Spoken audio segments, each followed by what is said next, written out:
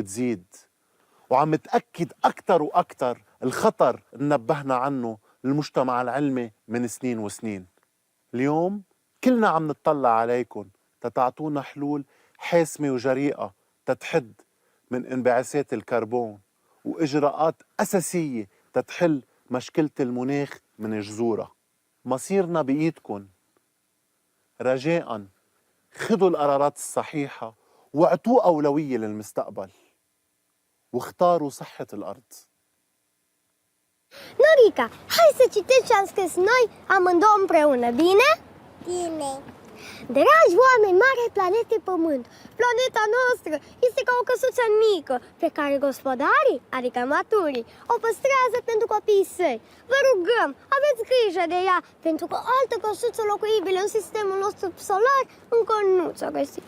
Vă iubim și avem încredere în voi, dragii noștri oameni mari ai planetei. Cu drag, Ruxi și Nora. Gilgit city हमने देखा last 2 months में unprecedented किस्म के सैलाब आए। बहुत सारे ऐसी जगहों से सैलाब आए जहां से पहले काफी डेकेड्स में ऐसा नहीं देखा गया था। तो गिलगित बल्तिस्तान में ही बहुत सारी ऐसी नई नई कॉलोनीज बनती जा रही हैं जहां पे लोग इंटरनली डिस्प्लेस होकर दूसरी जगहों में आबाद हुए हैं। अब इंटरनली डिस्प्लेस पीपल कहना बहुत आसान है इन साइंटिफिक वे, बल इन सोशल वे अगर हम देखें तो वो लोग जो अपने इलाकों में बस रहे थे उनकी एक पूरी एक हिस्ट्री होती है, उनकी पूरी लीनेज होती है, उनकी नस्ल दर नस्ल वहाँ आबाद हुई चुकी है।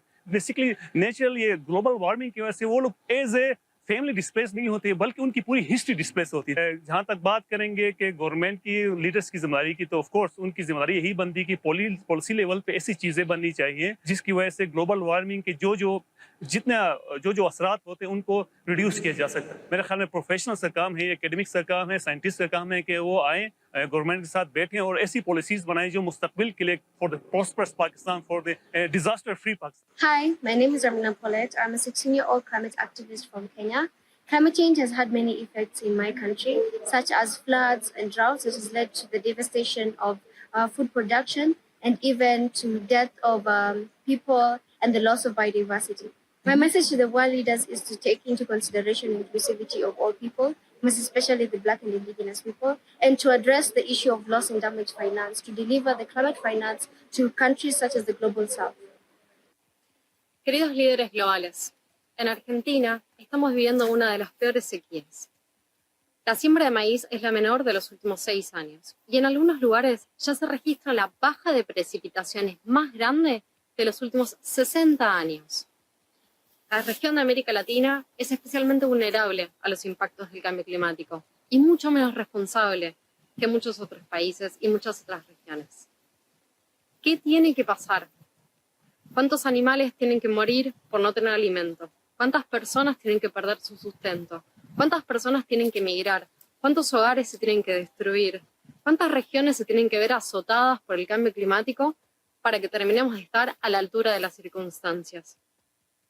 Basta de compromisos, es hora de acciones concretas. Namaste. I'm Bhumi Pednekar, an actor from India. I'm here to urge you to take climate action now. Heat waves, drought, floods, tsunamis, wildfires are ravaging our planet and pushing millions of people across the world into deeper poverty. Pollution is damaging our health and our well-being. We are at a tipping point and cannot afford to lose any more time. I'm committed to do my part. I recycle water, say no to single-use plastic, live a sustainable life. But we need more from you. Urgent action to reduce use of fossil fuel, plastic, protect our biodiversity, and safeguard people already suffering the impacts of climate change. Together, we can create a healthy and sustainable planet. Hi, my name is Maulid Fajale. I'm speaking to you from Mogadishu in Somalia, the Horn of Africa. Climate change is real here. I've been traveling around the country talking to people whose lives have been destroyed by climate change. The Somali community depend on livestock, most of them, and all their livestock has been wiped out as a result of recurring droughts. Therefore, I would appeal to the international community to look into countries like Somalia, who are very vulnerable to the impact of climate change. I really have seen people who are really confused about what's going on because the droughts have been going on and on and on, year in, year out. This is different because in previous years, where droughts come, usually rains normally would follow. But this time round, it's been really very long and it's been recurring. The density, intensity, and the frequency is unprecedented. Dear world leaders, the climate crisis is happening and we need action fast. As a South Sudanese refugee, my country has been affected by extreme flooding for the past 3 years. This is all attributed to the growing consequences of climate change.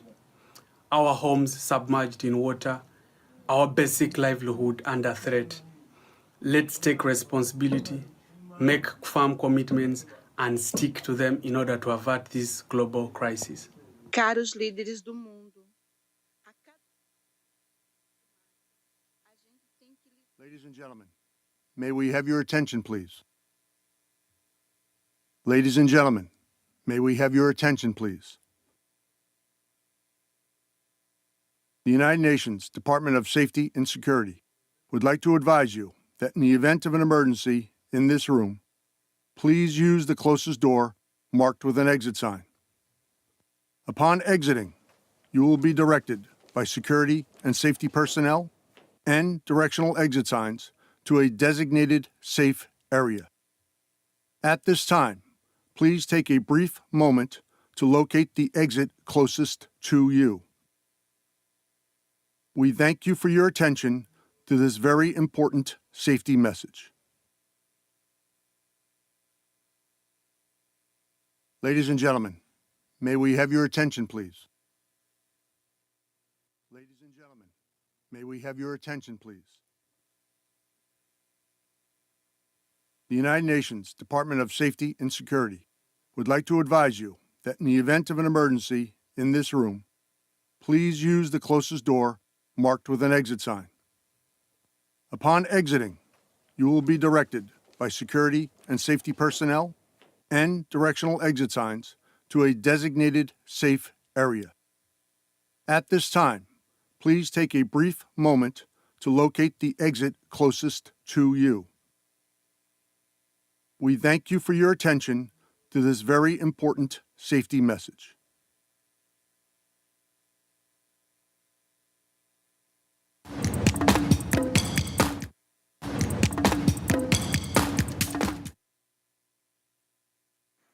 Dear world leaders, my name is Haley Campbell, and I am from the United States.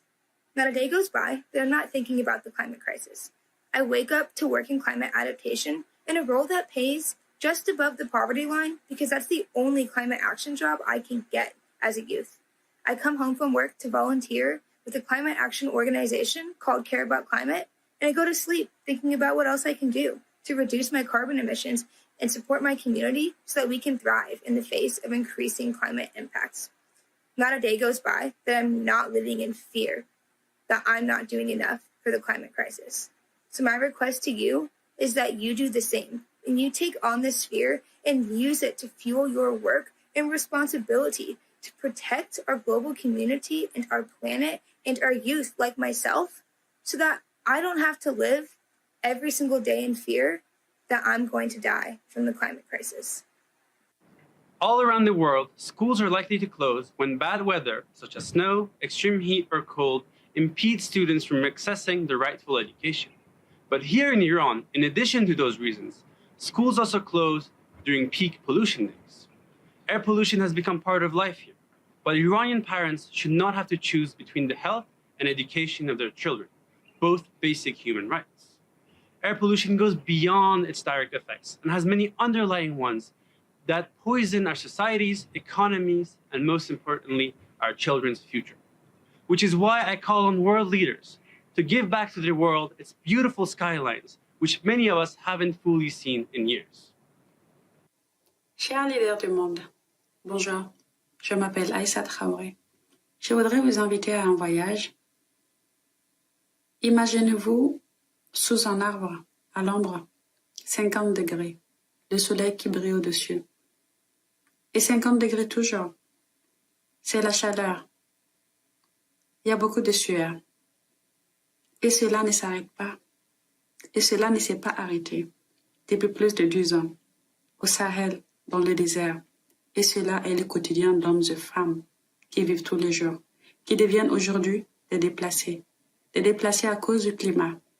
En prenant des décisions aujourd'hui, je vous invite à penser à eux, à faire de ce monde une meilleure place pour eux aussi, ces peuples et mon peuple. Merci. I am Adisha Burton, great-granddaughter of Jolly John, Chila Chilati. My people, the Kalinago, have survived many moons on our island Waitukubuli, and we continue to survive in the fierce battle against climate change.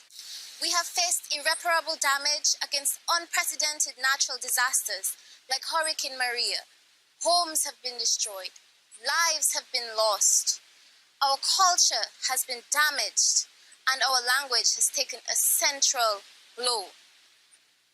So I urge you to help us live like our Kalinago ancestors. Let us live in harmony with nature. Be a part of the solution, and let us put an end to climate change. We cannot do it alone, so I urge you, our world leaders, to do your own part. Hey, I'm Shawn Mendes, a singer-songwriter from Canada, and I'm here to tell you that climate change matters to me because it's something that impacts every single one of us. The real time to act was years ago, but right now we are at a turning point. We're asking for you to listen to us, to hear us. The youth are begging you to take action. A recent survey of youth around the world found that nearly 60% of us feel very worried or extremely worried about climate change. We all have our role to play, and I'm doing what I can by supporting youth climate activists through my foundation, the Shawn Mendes Foundation, and working to reduce my own carbon footprint. But it's going to take all of us.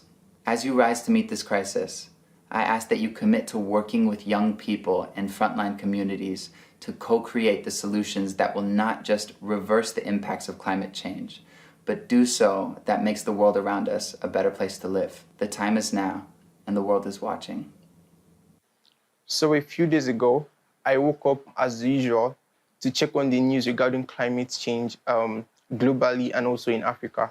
But this time, it wasn't a notification from BBC, rather a set of video from my mom highlighting the recent impact of flood in my own community. I couldn't help but feel how hopeless they felt in the face of an event that could determine the course of their lives forever.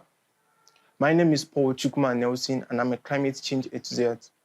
I strongly solicit that government revise equity, which is the foundation of global climate change negotiation, in light of the impact of climate change on humans and children whose future is actually determined by the decisions and the actions we take now. All must take action based on contribution and enforces differentiated responsibility. We must take action now, and the government must take the lead. The time is now. Prezados líderes mundiais, vocês já tiraram um tempo para olhar para o nosso mundo hoje? Me deprime o ecocídio em curso, ambientalistas, povos indígenas sendo ameaçados simplesmente pelo fato de que eles defendem uma floresta em pé que garante a nossa qualidade de vida, a nossa autonomia, a nossa segurança e soberania alimentar. Uma vida de qualidade. Eu envio essa mensagem para vocês porque o mundo depende de nós, todos nós unidos, criando uma agenda do clima comum, em que projetos de impacto que acontecem na base, aonde os impactos do clima acontecem, possam ser financiados, em que a juventude possa estar no centro do processo de tomada de decisões. A vida depende de nós e eu conto com cada um de vocês. Dear world leaders, we are all in danger from a deadly threat that could wreak havoc on our world. There are those that are trying to warn us, but we carry on as if nothing has happened. Meanwhile, while we keep fighting, people on the front lines are suffering. Dear world leaders, this is not fiction. This is real. The climate crisis is here, and there are no magic solutions to it. What we need is for you to lead us into the future with courageous leadership, ambitious policies, and unflinching solidarity. Our lives depend on what you do next.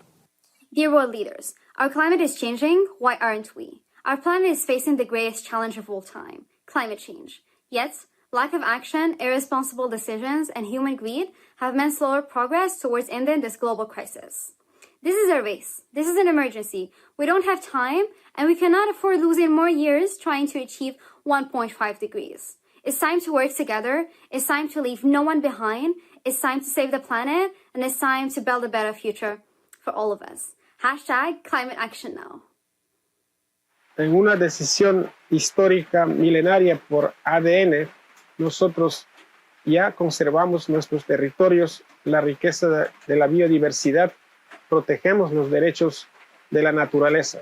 Sin embargo, nos enfrentamos a una serie de impactos como las grandes inundaciones de las cuencas de los ríos, falta de migración de peces, cambios de estaciones agrícolas que jamás hemos vivido, aumento de temperatura, migraciones sociales. Por eso solicitamos a los estados, a los gobiernos, ustedes que tienen el poder, para que tomen decisiones sabias, coherentes, justas, para evitar el catástrofe. Ahora es vuestro turno a tomar una decisión inteligente. Muchas gracias.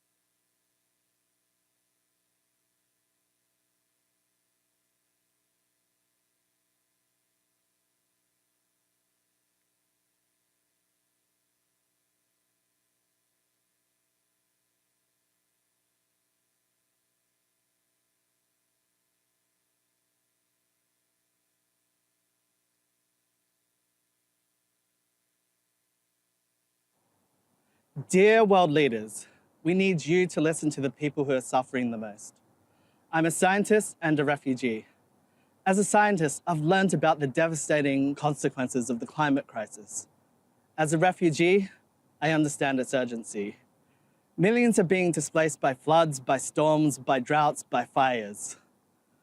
We refugees know what it's like to lose your home and never go back. You can't just adapt to what is lost forever.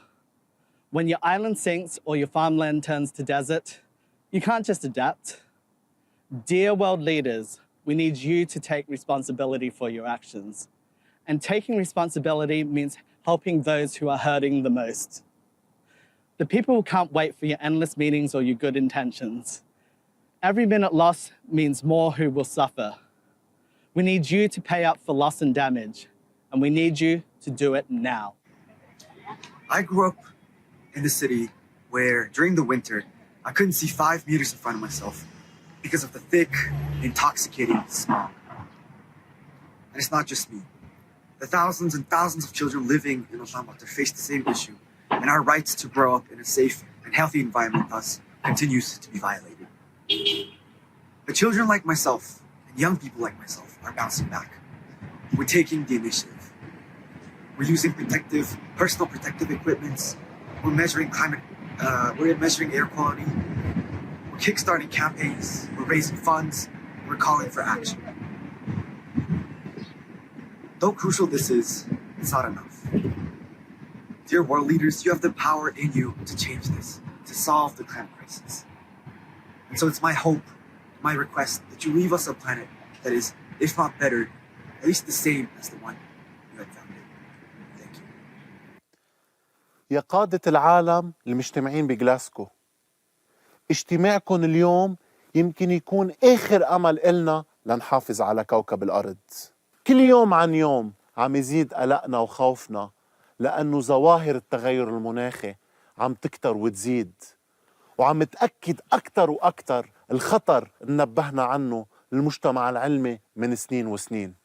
اليوم كلنا عم نتطلع عليكم تتعطونا حلول حاسمة وجريئة تتحد من انبعاثات الكربون وإجراءات أساسية تتحل مشكلة المناخ من جذورها.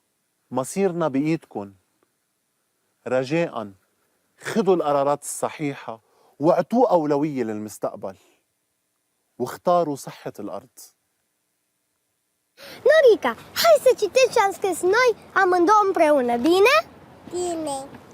Dragi oameni mari ai planetei Pământ, planeta noastră este ca o căsuță mică pe care gospodarii, adică maturii, o păstrează pentru copiii săi. Vă rugăm, aveți grijă de ea, pentru că o altă căsuță locuibilă în sistemul nostru solar încă nu s-a găsit.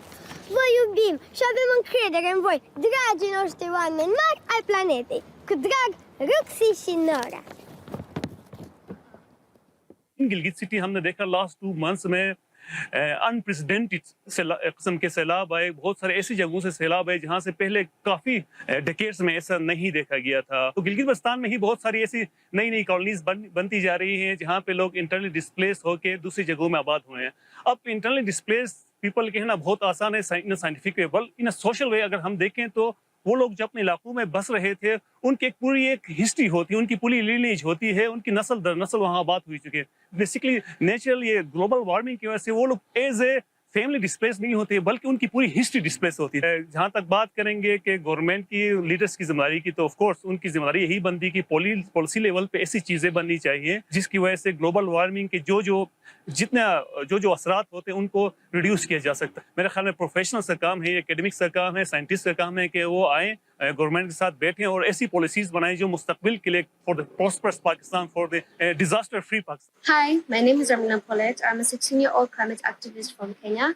Climate change has had many effects in my country, such as floods and droughts, which has led to the devastation of food production and even to death of people and the loss of biodiversity.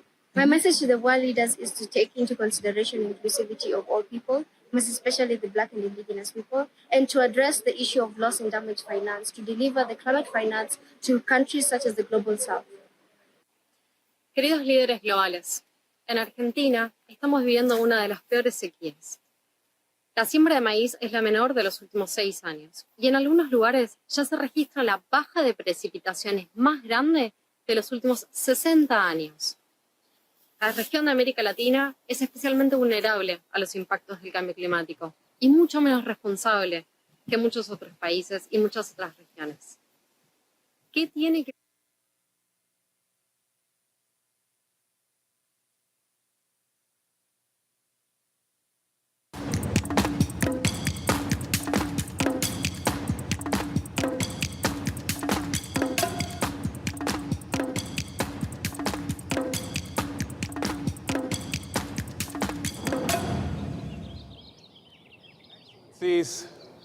Ladies and gentlemen, good morning and welcome to Below 1.5 by 2025, the plan. My name is Ato Asando and I am going to be your host today. It's my extreme honor. So thank you all for being here. Today we are going to talk about the struggle of the climate crisis and the stakes, but more importantly, we are going to talk about what we can do together to fight climate change. We're going to talk about the national pledges under the Paris Agreement, also known as nationally determined contributions, and also the scaled up support of UNDP and the UN system with the climate promise. We have a lot coming up for you today. We've got special guests, performances, interviews, and a few surprises, all with one crucial mission: to break business as usual when it comes to tackling climate change. The next 2 years represents one of our best opportunities as a global community to keep everything under 1.5 degrees centigrade. So I want you to take a minute and look around you. The power of change is sitting within this room, from all around the world, joining us online. We've got government leaders, policymakers, scientists, young people, the media, entrepreneurs, storytellers, Indigenous representatives, and the UN family. You have all been invited here today because you are one of these change makers. And I can't wait to see what we do together. So let's get started, shall we? I am honored to invite our first special guest and inspiring leader. Please welcome the Administrator of the United Nations Development Program, Mr. Achim Steiner. How are you, sir? What a pleasure to see you Thank here. you so Thank you much, so sir. much. Thank Really you for coming appreciate it. here. Thank you. Excellencies, ladies and gentlemen, dear friends and colleagues, and all of those following us online, and dear Atto, I must admit, sitting there just now, I almost felt like I was sitting and watching The Diplomat. So I hope, perhaps to those of you who will recall, Atto was perhaps one of the most memorable, if not the most memorable character in The Diplomat. And I wonder whether your crew is actually filming here, because this is live next, episodes that are coming up. Welcome to the launch of the Climate Promise 2025, UNDP's offering both within the UN family but also to the world in taking seriously one of the great diplomatic achievements of the Paris Agreement and indeed of the climate process, namely finding a way around the fact that when nations were asked to agree on everything top-down, they could never find an agreement. When they finally recognized that perhaps climate change will need to be addressed from the bottom up by national sovereign nations, we would have a better fighting chance. The next 2 years stand as one of the best chances we have as a global community to course correct our collective path and ensure warming stays under 1.5 degrees Celsius, staving off the worst effects of climate change.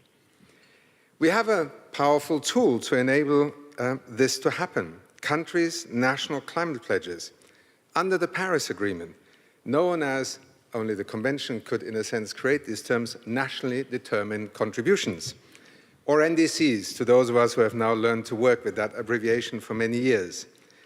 Their strength lies precisely in the fact that they are nationally owned, and they are being leveraged by countries as sovereign investment plans for their countries' futures, but also as part of a collective commitment of all nations on this planet working together to tackle the threat of climate change. As we look towards 2025, countries are required to develop their third generation NDCs, an unprecedented opportunity to limit the global temperature rise to 1.5 degrees. The United Nations Secretary General, who will join us in a moment here this afternoon, has declared NDCs as one of his key climate priorities and called on the UN system to scale up its support. UNDP's climate promise is our commitment to leverage everything we have, everything we are as a development institution, and combine it with game-changing partners across the UN system and beyond, with networks like the G20 and the G7, all to help define and deliver ambitious and implementable pledges to get us back on track. Excellencies, ladies and gentlemen, I stood here on this very stage 4 years ago to help launch UNDP's climate promise for the second generation of NDCs. The world was a very different place then. We had not yet experienced COVID-19, the pandemic, which devastated populations and economies in every corner of the world, demonstrating the real impact of a global crisis in real time. We had not yet experienced the degree and extent of conflict, geopolitical divisions, and political instability that we see now. And to those of you who follow our work through the Human Development Report would have seen a few weeks ago of where it has taken us, or at least many of the world's peoples, backwards. We also had not yet experienced the extent, the scale, and the drama of all the climate change-related events that are now playing out before our very eyes. To our dear friends in the United Arab Emirates, almost 2.5 times an annual rainfall quantity landed in Dubai, in the Emirates, in just a matter of 24 hours. A few weeks ago, in every corner of the African continent, the hottest day ever measured on record. And I could go on and on and on. Sadly, we are the first generation no longer living the science fiction, as some called it 20, 30 years ago, or the hypothetical impacts of climate change. We are beginning to pay what Lord Nicholas Stern once called the cost of inaction. And this is why, despite these challenges, we also need to recognize that the world has not stood still. There has been progress. Indeed, if you look across the world today, climate change is recognized as a universally acknowledged existential risk. Against the backdrop of that, we have seen progress. We have seen progress on climate policies, on renewable energy now being deployed more rapidly than at any other time in history. This year, 1 in 5 new vehicles being sold globally will be electric. Now, there will always be those who will say that's not enough, it's too late, we are behind where we need to be. Yes, yes, and yes. And that is the price of not having started to act 30 years ago, 20 years ago, 10 years ago. Remember the IPCC? Remember the climate scientists? Remember those who said that energy transitions are possible? The threat of uncontrolled climate change would devastate the future not only of something called environment, but indeed of societies and economies. Many people have started acting. And this progress, while very reassuring in one sense because it is exponential and it is growing, is not yet at the scale and speed that is required. When I stood up on this stage 4 years ago, I committed UNDP then to doing everything we could to support countries to raise ambitions in their national climate pledges ahead of COP26 in Glasgow. And we did just that, together with so many partners, and above all, with the trust of the countries that were beginning to translate that global phenomenon of climate change into a nationally led response. With the goal of supporting at least 100 countries at the time, with the support of our generous donors and partners, many of whom are here today, and thank you again to you for being so visionary and led by foresight at the time, the climate promise ended up supporting 128 countries at that first NDC revision cycle. This includes 85% of all developing country submissions. As soon as countries submitted their NDCs, UNDP, alongside our UN partners and sister agencies, has also been supporting countries to make impressive strides on turning those pledges into concrete action. So to those of you who say that pledges don't matter, that NDCs are just documents, start looking at what has actually happened. Don't judge in averages. Start looking at what countries, brave political leaders, corporate leaders, civil society leaders, investors have actually done to make these NDCs come alive. We then supported 133 interventions in preparing and strengthening financing strategies and investment frameworks. This includes the work that also relates to the integrated national financing frameworks that over 86 countries are currently preparing for themselves in order to look at how on earth are we going to finance SDGs, the Paris Agreement, and many other actions that have now become such a priority. And we have supported over 1,260 stakeholder consultations on the NDC revision process because the NDCs are not only the right or duty of governments to write them, they are meant to be a whole of economy, whole of society process whereby a nation agrees that this is what we are capable of doing and this is what we're committing to do. And this has been done hand in hand with our sister agencies across the UN system and beyond. For instance, it includes everything from scaling up ambition within the agriculture sector alongside FAO, to designing circular economy approaches with UNEP and the UNFCCC, to charting brand new just transition pathways with the International Labour Organization. We also leverage the coordinating power of the NDC Partnership, a unique platform that brings together many actors across the world to support the NDC process. And this is only just the beginning. In direct response to the request of the UN Secretary General, the UN system is now scaling up its support to countries on the road to 2025. Leveraging the infrastructure and momentum of the climate promise, we aim to avail of this critical opportunity over the next 2 years. This is the Climate Promise 2025.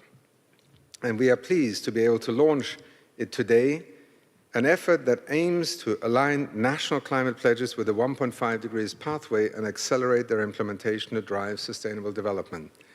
And allow me here again just for a moment to digress from my notes. Sometimes I can speak uncensored. To those of you who will remember, in Paris, the world was essentially on track to a 3.5 degree warming scenario. By the time countries had reviewed and raised their ambition levels with the second generation of NDCs in the lead up to Glasgow, the world had managed to bring down, if NDCs were implemented, that trajectory to somewhere around 2.6 to 2.8 degrees. Excellencies, ladies and gentlemen, the Climate Promise 2025 is nothing short of an audacious commitment to not allow those who say it is too late, it is not worth worrying anymore, you cannot change what happens next, to say no. In the next year and in the lead up to the Conference of the Parties in Brazil, in Belém, in the year 2025, we believe it is worth trying to bring the world together through nationally determined contributions where a scenario of 1.5 degrees remains at least within the realm of possibility. That is what we need to commit to, and that is what we in UNDP today are proud to be able to launch together with the UN system, our Secretary General, and so many partners across the world. Thank you so much.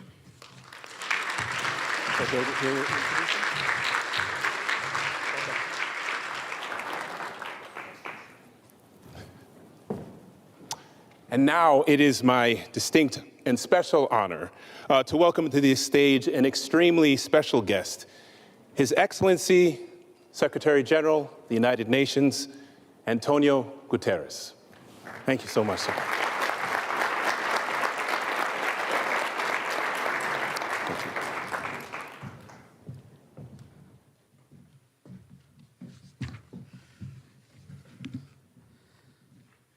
Excellencies, friends, it is a pleasure to join you for the launch of the Climate Promise 2025.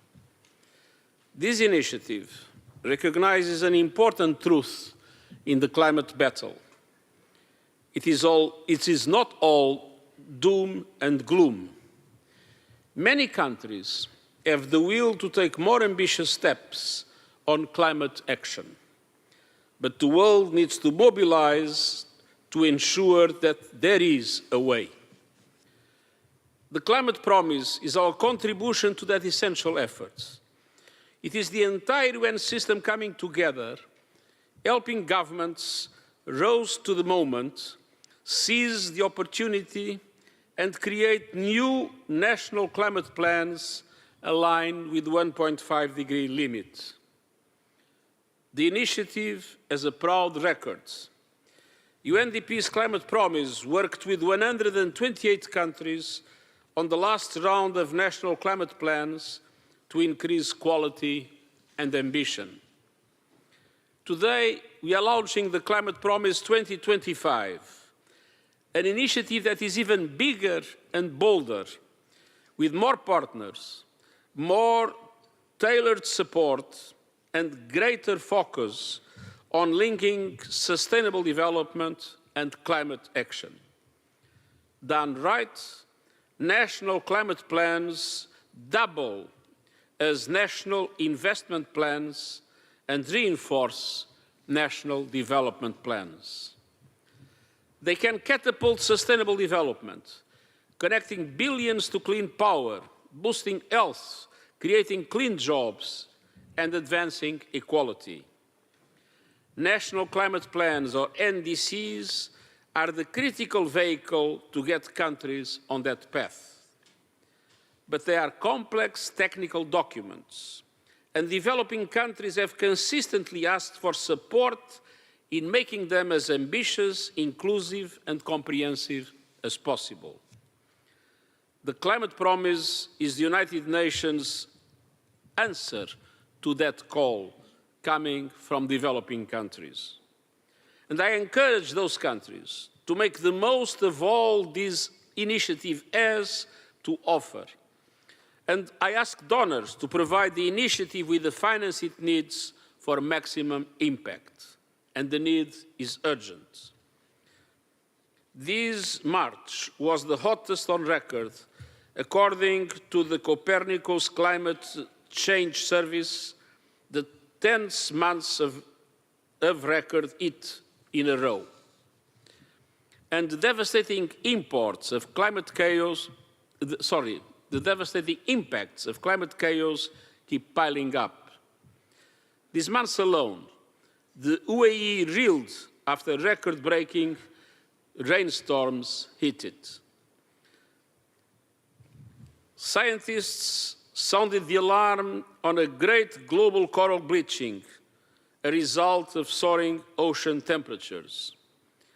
And Zimbabwe followed Zambia and Malawi in declaring a state of disaster as drought decimates crops and dries up water supplies across southern Africa. But what we are seeing is just a preview of the disaster that awaits us unless we build the long-term, we limit the long-term rise in global temperatures to 1.5 degrees Celsius. Dear friends, it's make or break for the 1.5 degree limit. Today, humanity spews out over 40 gigatons of carbon dioxide every year.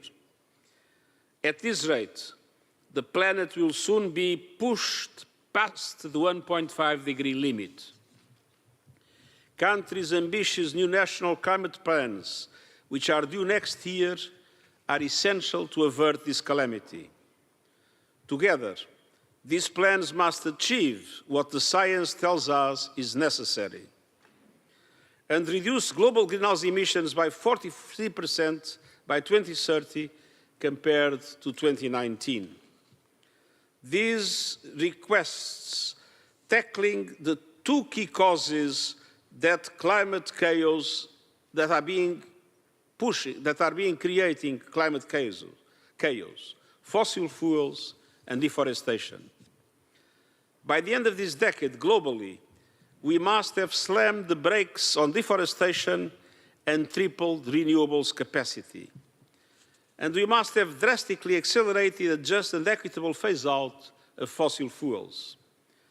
The International Energy Agency projects that the proportion of electricity generated by fossil fuels globally must fall to 30% by 2030 from 60% today.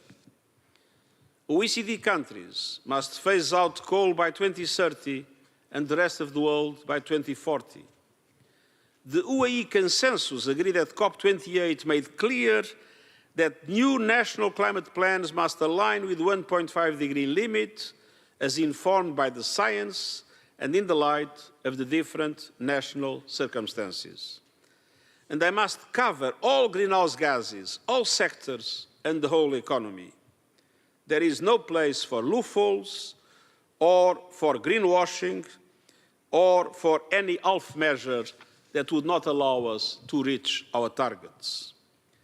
That means clear, ambitious, absolute emissions reduction targets for 2030 and 2035, covering all major emitting sectors: energy, agriculture, land use, industry, and waste.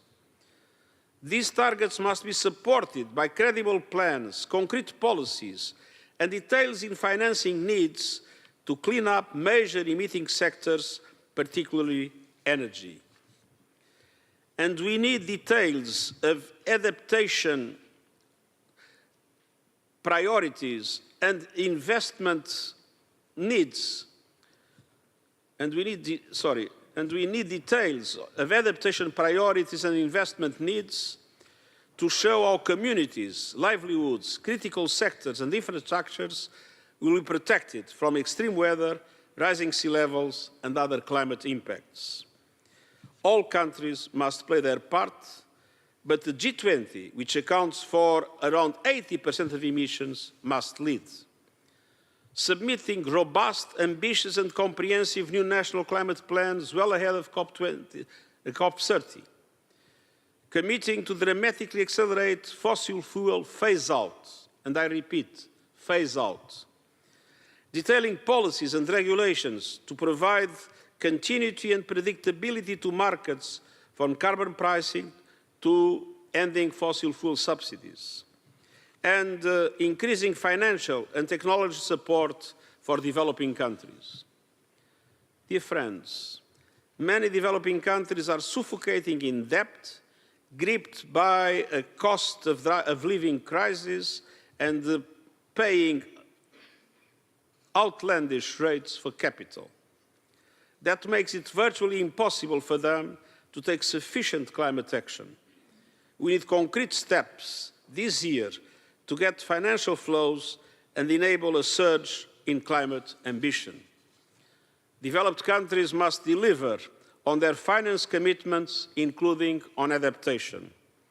We need significant contributions to the new loss and damage fund, action on debt, and a strong finance outcome from COP29. We need to explore new sources of finance, such as a windfall tax on the profits of fossil fuel companies. And we need innovative financial instruments, as well as adequate capitalization and reform of the business model of multilateral development banks to increase their lending potential and to mobilize far more private finance. Dear friends, the 1.5-degree limit is still possible, but not for long. The United Nations is calling to support the United Nations is rallying to support you. Please seize this opportunity. And together, let's make the next round of climate action plans count. Thank you very much.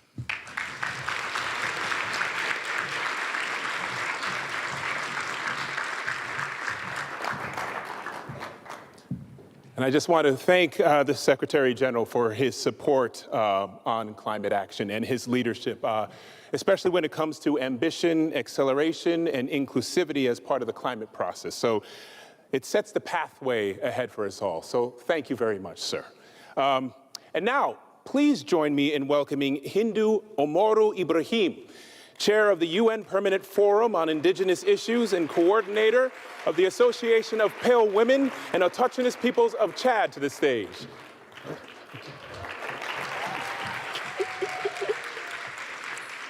Thank you. Good afternoon, dear friends, and thanks to UNDP, dear Hakim, for convening this event. You know, after COP28, as often after COP, I go back home with hope. For the first time of the history, the key leaders have had encouraged us to really take a step forward historically to name our common enemy, the fossil fuel. This was one of the key outcomes of COP28. Of course, alongside with the Loss and Damage Fund, who is very important for the peoples like mine.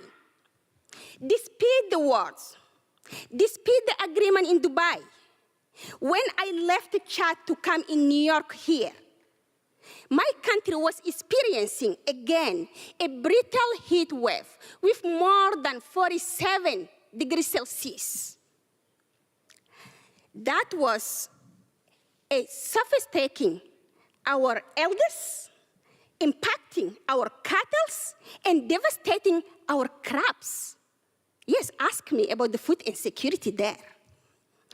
In the same time, 3,000 kilometers away, another heat wave, more than 48 degrees Celsius, in Mali, in Burkina Faso, where people are dying. Scientists have demonstrated that this heat wave would not have happened without climate change. In the other words, if promise has been respected, many of my fellow Mbororo and the indigenous peoples from around the world will stay alive. I saw in my city, in Jamena, Chad, that the prices of ice are superior than a bread, than a rice. In what planet is that possible? In what world people have to choose between ice and food? All become of our elders have been threatening us, the leaders. They are betraying their people and broke their promise to keep the world's temperature on 1.5?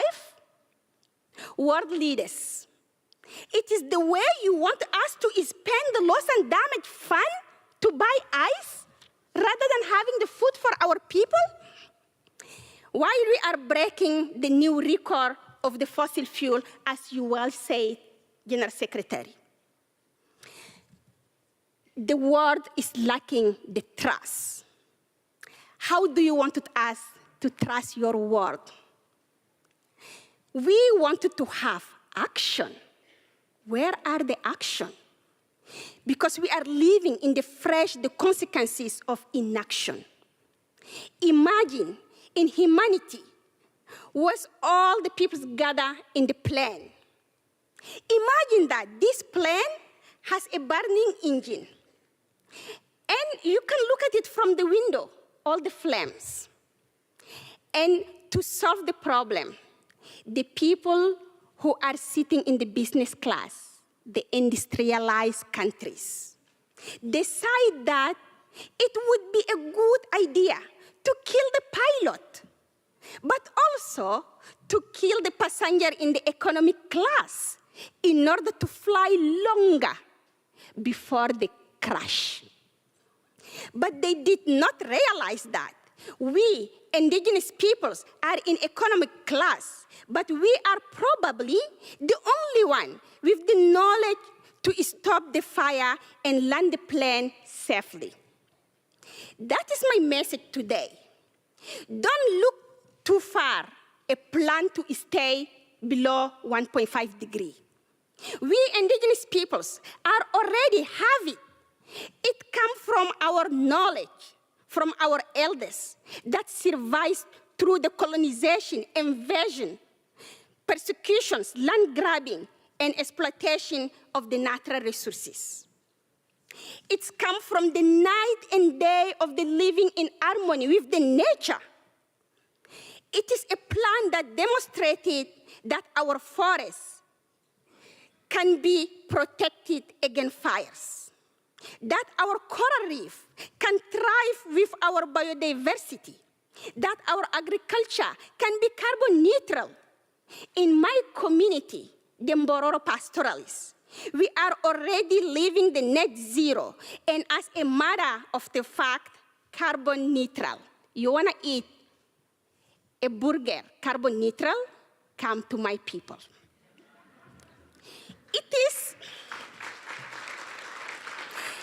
It is all about trust, and the choice is yours.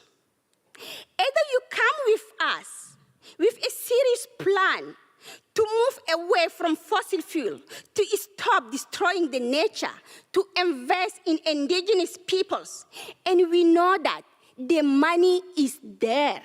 It is just to not put it in the climate. Otherwise, you will be condemning the pilot and everyone in the plane to accelerate the crash, and you will be there. So, in case of the climate emergency, please break the glass and act now.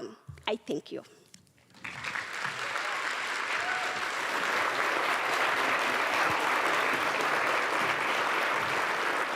Thank you. And so today, as has been said, is all about breaking free from business as usual trajectories and our collective plan to achieve the goals of the Paris Agreement. So, Administrator Steiner, Ms. Ibrahim, come over here because this is a climate emergency. One for you, sir. Say yes, yes. And one for you. And take it easy, just break it in whenever. Maybe we should go on 3. Okay. And 1. We must hug before we break glass.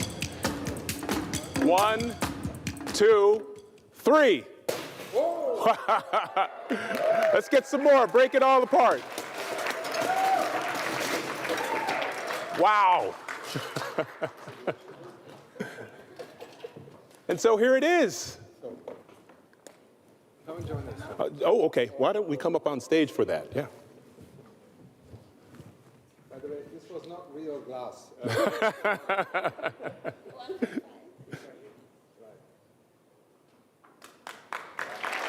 Round of applause, yes.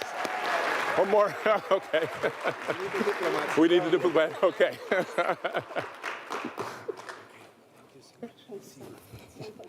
Thank you, thank you. And so there it is, the plan on how we are going to stay below 1.5 by 2025. Be careful there, Mr. Administrator. And here to tell us more about this plan, please welcome Cassie Flynn, UNDP's Global Director of Climate Change. Cassie?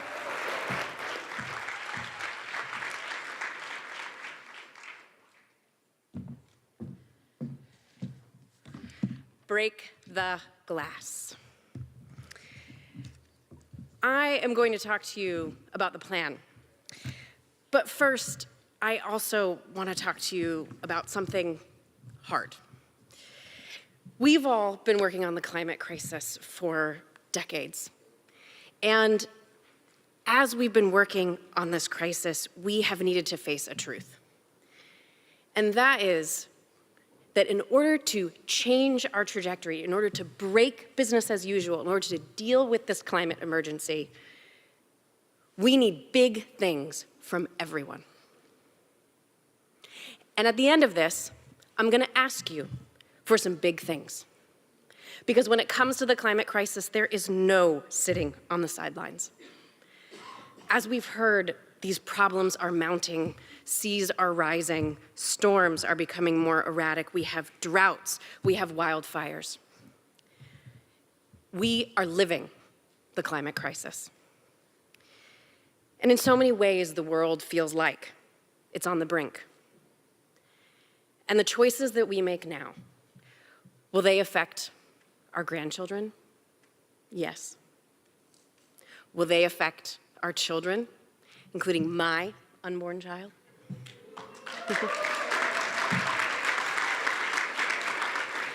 Will they affect you? They already are. And obviously, I have hope for the future. But here's another hard truth. We can't change the world on hope alone. We need a plan. And UNDP, in partnership from the UN family and the NDC partnership and representatives from across governments and private sector and civil society, we've come up with a plan. And it will work, but we need your help. And this plan is the Climate Promise 2025. And I'm going to be the first to tell you, this is ambitious. It is a lot to get this off the ground. And it makes me a little bit nervous to even be talking to you about it because it is so ambitious in its scope and its scale. But we have no choice but to be bold. And I'm asking you to be bold with me. And as we heard the administrator talk about, UNDP has been a proud supporter of NDCs. We have supported 85% of NDCs that have come from developing countries, and this has been in close collaboration with UNFCCC, WMO, ILO, UNEP, and many of our partners across the UN family. And not to mention some of the support from governments that have been able to invest in this work and invest in our collective future. And as we know, and as we've talked a lot about in the negotiations around the Paris Agreement exists on a ratchet mechanism.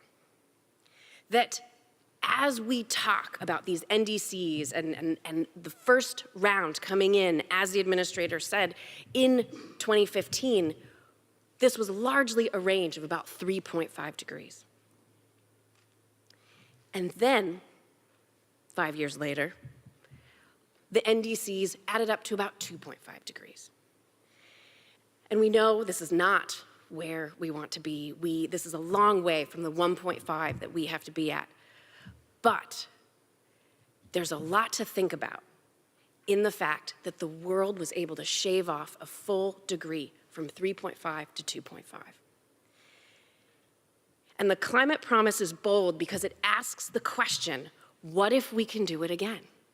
What if we can shave another degree off and we can reach 1.5 by 2025?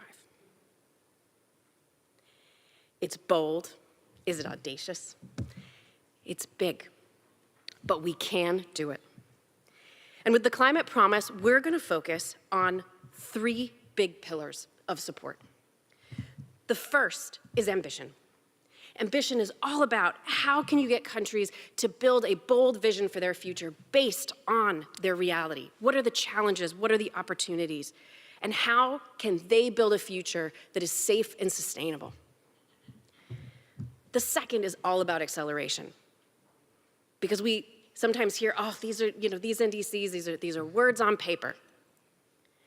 And we know that they have to deliver action on the ground. And that means countries having the right technical support and having the level of finance to be able to invest in these bold choices to bring them to life on the ground. It also means rethinking our global financial system so that green investment can flow to all of the countries that are willing to be bold enough to chart this path. The third is inclusivity. Having everyone around the table, having all of the ideas, all of the momentum, but also ensuring that groups that have been traditionally underrepresented, Indigenous and local communities, women, young people, have access to the power and resources that they need to lead. Ambition, acceleration, and inclusivity. Every country charting their own path according to their own priorities, but it all adds up to a better future for us all. After all, we know clean energy isn't just about reducing emissions. It's about powering hospitals and schools. It's about ensuring that clean cooking solutions are available to billions of people. Food and agriculture, it's not just about changing our agri-food systems. It's about jobs and ensuring food security. Land and nature. Yes, we know we have to protect it and manage it sustainably, but we also know that half the world's GDP depends on nature and its services. NDCs are about building the future we want. Ambition, acceleration, and inclusivity. So, I said I was going to make some asks.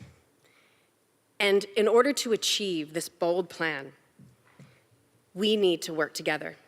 And you are all here because you are change makers and you have a unique ability to make a difference. And as I said, this plan will work, but we need things from all of you. So to governments, now is the time. Align your NDCs with 1.5, transition away from fossil fuels, protect people from climate impacts, and seize the opportunity of an NDC to make lives better.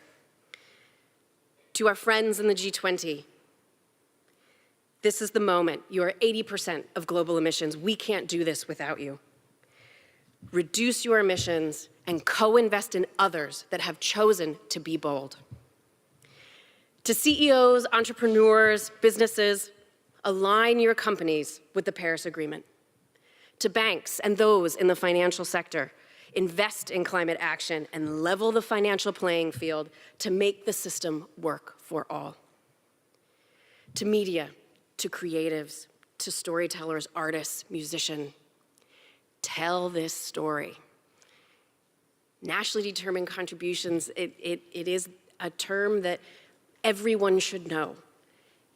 These are a ticket to a better future, and you need to help us tell this story, help us talk about the climate crisis and how everyone can get involved in it. To Indigenous and local communities, we need your knowledge, we need your know-how. We need the history that you bring to this fight. To scientists, to NGOs, to think tanks, keep us honest. Keep the data and analysis coming and push for action on the ground. To activists, to young people, to everyone in this room that cares, everyone watching, get involved in these conversations. These next 2 years are going to be critical for the Paris Agreement, and we need you. We need you making your voice heard. We need you talking about NDCs. We need you pushing for action on the ground. We cannot do it without you. We need you to push everyone to step up. We all have to do our part. and we all have a part to play. UNDP, with our partners across the UN system, we are ready. We are ready to support countries around the world that are ready to be bold, whether you're a large economy, a small country, or everything in between. We're in the moment of truth, and all of the decisions that we make now are going to have an impact on generations to come. It will be hard. This is not an easy journey. We must have the courage to take action for our grandchildren, for our children, and for ourselves. It will be worth it. And now I want to ask, are you in? Thank you.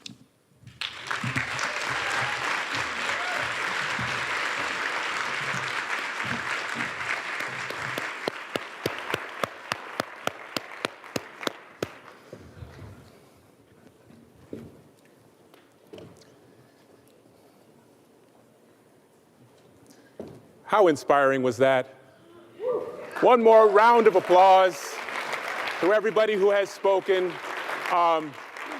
It's given me hope. I'm inspired. I mean, I hear all the bad news. I'm bombarded with devastating headlines and ominous projections and bad news almost on a daily basis. So hearing that we have a plan, even if it's a bold plan, even if it's an audacious plan, it's incredibly motivating. And I'm so glad to be here. I'm so inspired by what we've heard and how we can contribute to this plan and delivering on the climate process promise. So thank you very much. And that gives me the motivation to take us to our next segment, which we get into the specifics, leadership and progress, where we spotlight nations who are already making progress and showing us what is possible. So first, I'd like to hand it over to Nikolai Coster-Waldau to introduce one project that is already making waves in such significant ways. So let's watch. Energy is indispensable to our lives. We need energy to move around, produce our food, power our homes, businesses, just about everything else. To tackle the climate crisis, we have to transition our entire energy system from fossil fuels to renewable energy and increase energy efficiency. This also means making more sustainable choices in our daily lives by reducing our own carbon footprints, as well as supporting policies that promote sustainable energy in all areas of life. This is a monumental task, but it is possible. Solar and wind energy are now the cheapest forms of energy available, and they can help us cut costs while drastically reducing emissions. They can also enable us to extend energy access to remote communities, power livelihoods, improve education, and even save lives through critical services like healthcare.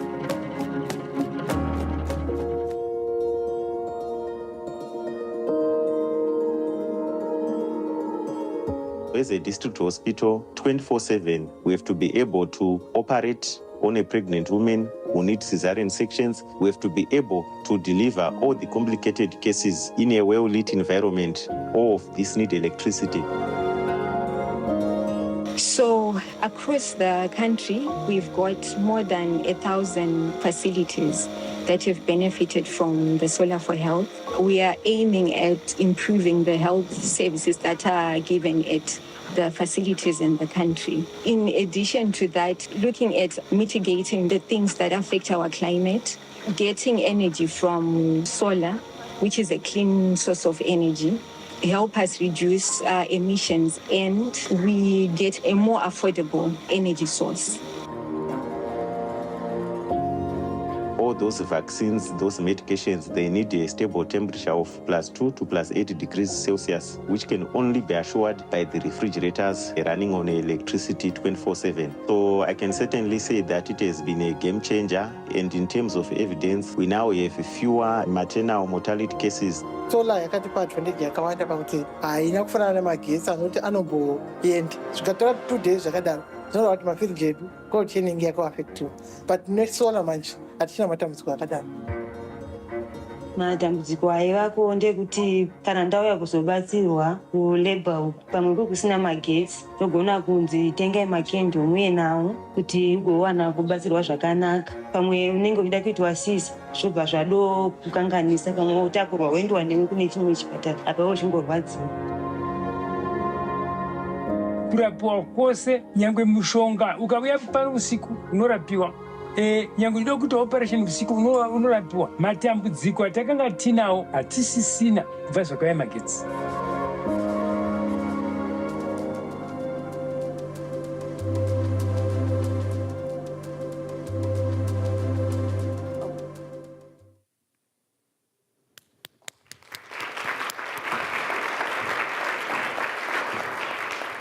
And I am pleased that we have the privilege of having the Honorable July Moyo here, Minister of Public Service, Labor, and Social Welfare of Zimbabwe. I'll come over to talk to you, sir.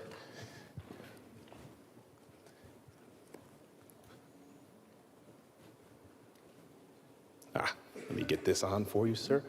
Good to see you. Yes. It is a pleasure to meet you. Thank you for being here. If you could just share your reflections on how climate action is helping deliver on development priorities, if you could. Well, as His Excellency the Secretary General has said,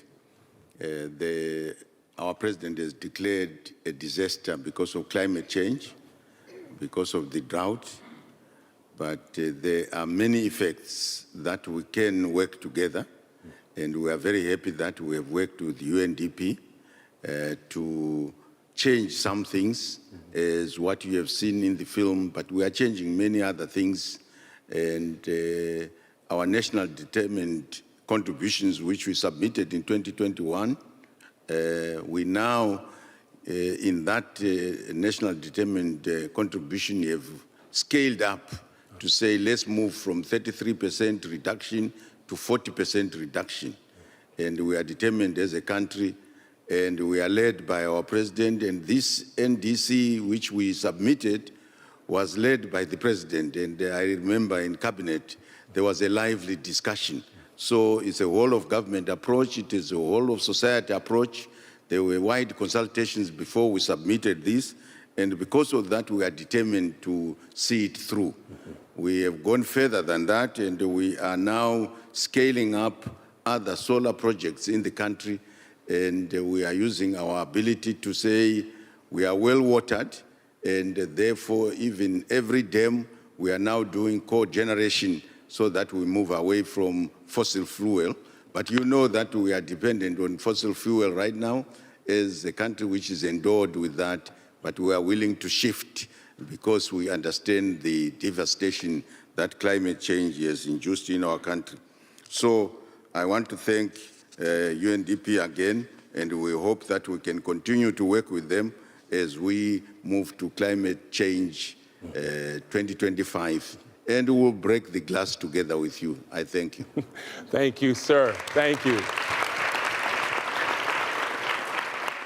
I love that we're hearing words like determination, boldness, action. Everybody is doing their part, and they're doing their part at the seat of their pants, and I love this. So let's give one more applause to Minister. Thank you so much. And now for our next segment, please welcome to the stage Excellency Yashir Teymur Algulo Aliyev, Permanent Representative to Azerbaijan in the United Nations, Excellency Dr. Ali Nassour Mohammed, Ambassador to the Maldives, Excellency Majid Al-Zuwaidi, Director General of COP20, and Excellency Tatiana Rosito, Vice Minister of International Affairs, Ministry of Finance, Brazil. Sir, how are you? Please make yourself at home, everybody. Thank you. Thank you for joining us. Thank you.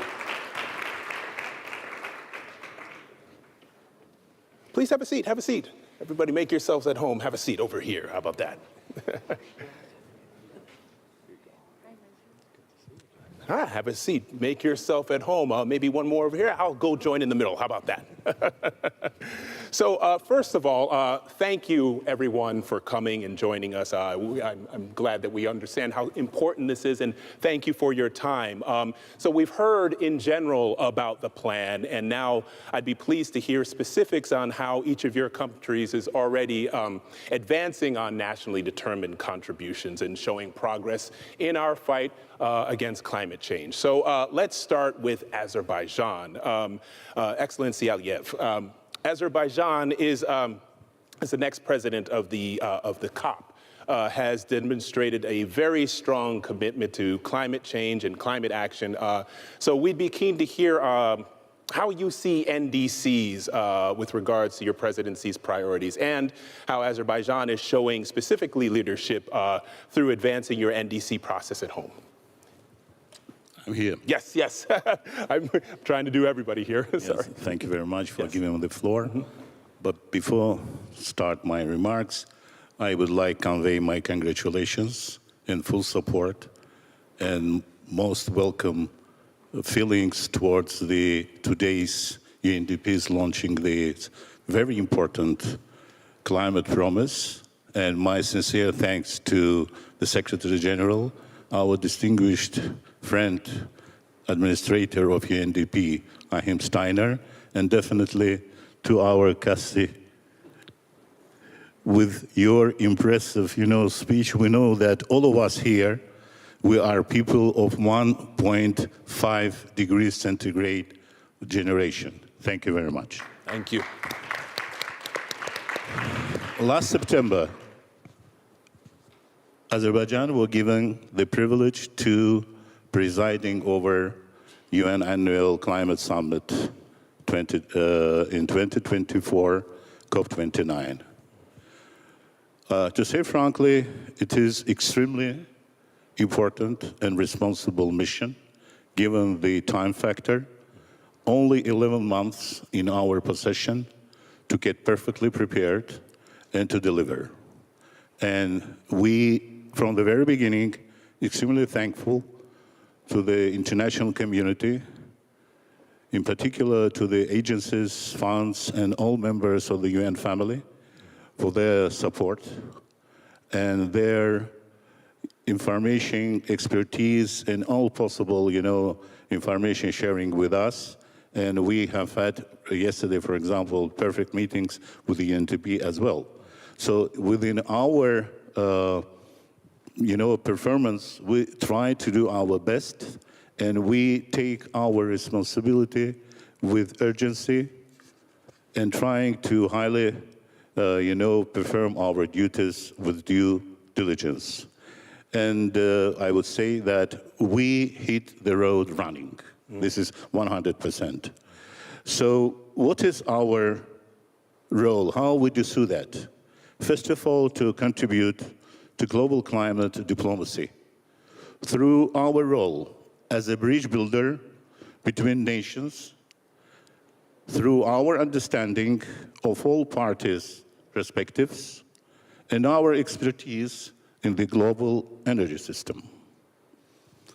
COP29 definitely will be very critical to delivering those outstanding achievements which have been done at COP29 in our friendly United Arab Emirates. And definitely, we also need to make our best for ensuring early submission of high ambitions and NDCs before COP30 in Brazil. So within those 10 months, we have two important tasks for delivery and for ensuring those important issues. Definitely, we also work closely, and you know that as one of the important developments within this process of climate issues, a troika of previous outgoing, current, and incoming presidencies established, and we are very productively working with our friends from United Arab Emirates and Brazil. So this definitely will help us to significantly enhance and try to enabling better environment to stimulate tangible ambitions for the next round of NDCs. The COP presidency for Azerbaijan in our plans is also very important to continue political dialogue, political meetings, to identify obstacles and barriers to NDC's development, as well as assess what is further to be done. And we closely coordinates our plans and actions with the UNFCCC and UN Secretary Executive Office, and with our distinguished colleagues, Sir Selwyn Hart, who is a special advisor for climate change.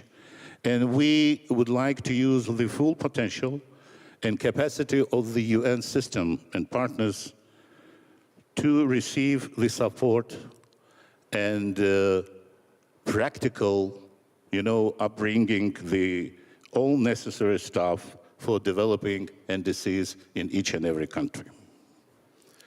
I would like to continue with the further information that we understand that NDCs should be accompanied with the maximum possible enhanced transparency, and national adaptation plans of our COP29 presidency consist of working with all parties to support their activities so that they can deliver the first biennial transparency reports. We are aware that in coming days, there will be a very important event in Germany, Berlin, at the Petersberg Climate Dialogue in Berlin on 25th and 26th. The president of my country, His Excellency Mr. Ilham Aliyev, and COP29 President-designate Mr. Mukhtar Babayev, they will outline the COP29 presidency's plan to keep 1.5 degrees centigrade within reach and leave no one behind. As part of this plan, they will present a vision of the role that NDCs will play in generating momentum and delivering progress together. And in conclusion, I would like also to mention that we understand, and understand perfectly, that hosting 29 comes with a further responsibility, and it is a responsibility of leading, and leading by example. And very recently, we have announced, in response to the call from our friends, COP28, COP28's global stocktake, that we will submit a 1.5 aligned national determined contribution. Thank you for your attention. Thank you, thank you. I just want to say that I appreciate your use of the phrase "hit the ground running." It's something that we all need to do, and I very much appreciate the time that you spent with us. Thank you, sir. Thank you, Excellency. And so now moving on to the Maldives. Now, Excellency Mohammed, Maldives is a small island. It's a developing state which contributes less than, let me get this straight, 0.01% of global emissions, and yet it's highly vulnerable to climate impacts. And at the same time, your NDC sets out an ambitious plan to tackle climate change from food to energy. It's quite comprehensive. So could you share a little bit more about how the Maldives' ambition, and how you plan to attract the finances to deliver, and also how has UNDP and the Climate Promise helped advance this process? Right. Thank you very much. Thank you for inviting me to this event. First of all, let me thank UNDP in particular for being a partner to the Maldives since 1966. Oh, wow. It has been a tremendous partner to the Maldives and in our journey towards development in the last 60 years. And thank you again to the UN family and UNDP in particular. Our NDC, which was updated in 2020, takes a bold, very ambitious goal of mitigation and adaptation. In our adaptation, in particular, seeks to build urban centers, build critical infrastructure, which would be climate resilient. We have, in the past 30 years, experimented with different projects, national development models that can withstand climate change. And one such example is the development of an artificial island very close to Male, which is called Hulmale, which is an artificial island which is elevated 2 meters above sea level. The Maldives on average is just about 1 meter above sea level. So this artificial island is 2 meters above sea level. And it has coastal protection and sea walls around it. And we have transformed that island into an eco-friendly, sustainable development model. And that has been developed since 1997, and now it accommodates nearly 200,000 people. We are now embarking on a new project, which is called Rasmale, which will be developed using Hulmale as an example and transforming that into an eco-city, which will be a model of sustainable development. And these are the critical infrastructure projects we are embarking on. On mitigation, the NDC is quite ambitious. When it was updated in 2020, the target was to reach 26% by 2030 and for the country to become carbon neutral. Now, we had a newly elected president who took office in November, and one of his first foreign visits was to UAE to participate in the COP28, where he announced that by 2028, the country's renewable energy facilities will develop 33% from renewable energy sources. Now, we are currently on track towards meeting that goal. We have now transformed a number of projects and installed solar panels in a number of islands in the country, including 50 tourist resorts have now solar panels being installed. We are confident that we would be able to meet the target, but that requires a large number of investments. To reach 33% of energy sources from renewable energy, it requires at least $700 million of investment. Now, the government has partnered with the private sector starting in the last 5 months. We have started a number of these investments, partnering with the private sector with the support of multilateral development banks. That has helped the country to be on track towards achieving that goal. Now, UNDP has come on board as a strong, very strong partner in supporting the country in, first of all, updating the NDC and then implementing the targets in the NDC. It helped the government in calculating the projections that helped us to set the targets for renewable energy. In particular, we worked with UNDP in calculating the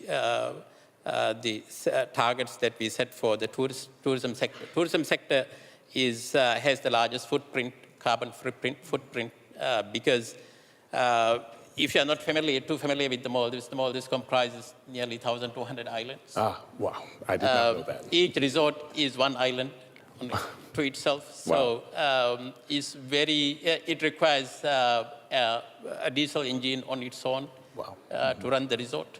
So transforming that into renewable energy requires a large number of investments. So we received technical support from UNDP in formulating the government's policy in targeting the tourism sector and transforming the transport sector as well. It's again very, very heavy. It's a very transport-heavy country. Anyone visiting the Maldives requires to go by an aircraft and get into a speedboat and then move to island where you reside, whether you are a tourist or inhabitant in the country. So it's a lot of work. It requires a lot of technical expertise, which the UNDP's Promise 1 and Promise 2 helped the country to achieve.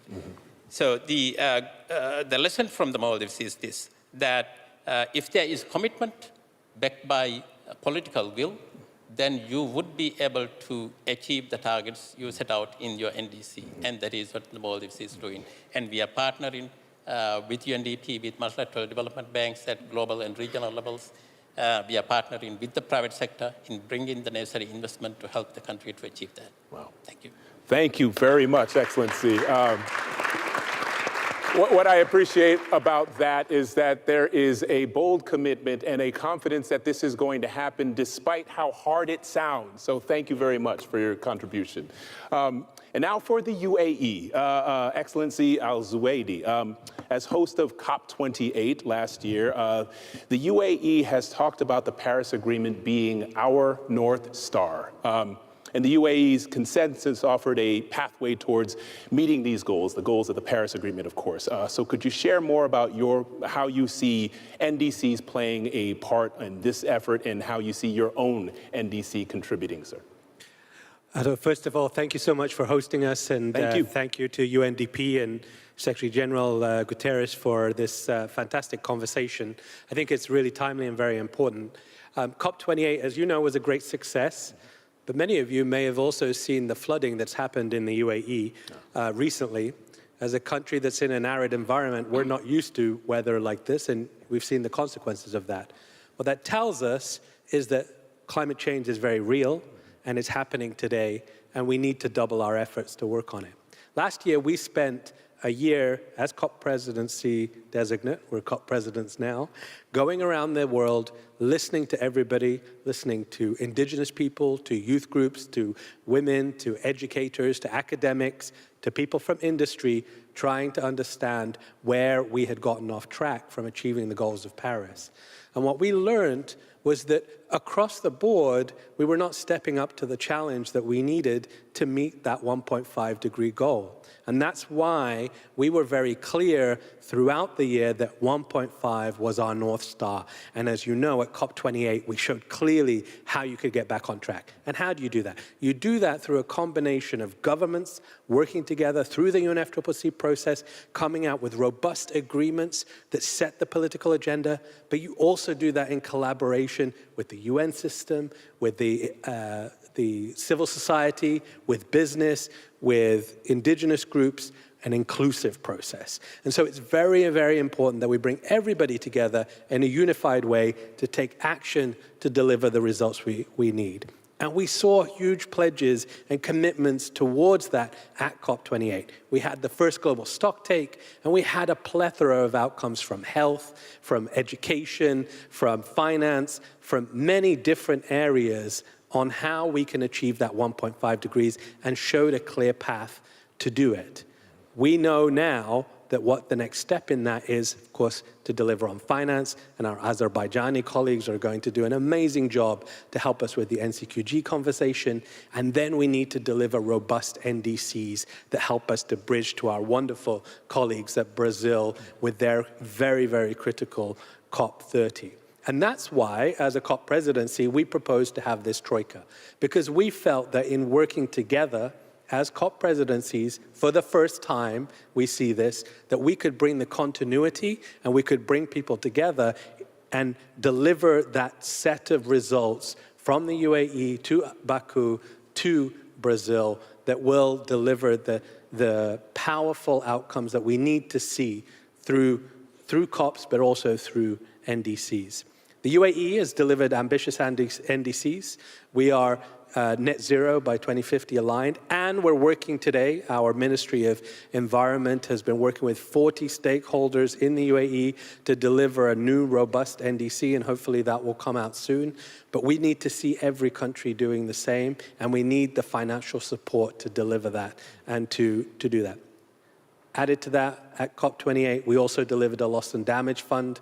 As you know, our task was to operationalize the loss and damage fund. We not only operationalized it, we capitalized it, but we also know we need to deliver the finances to make sure that those countries who step up and put those robust NDC plans in place are financed and have the financial support. UNDP can play a really critical role in mobilizing the UN system and making sure that we are all focused and targeted on those things that we need to do to get us back on track for 1.5 and hopefully below 1.5. Because remember, the promise of Paris is 1.5, below 1.5 by 2030.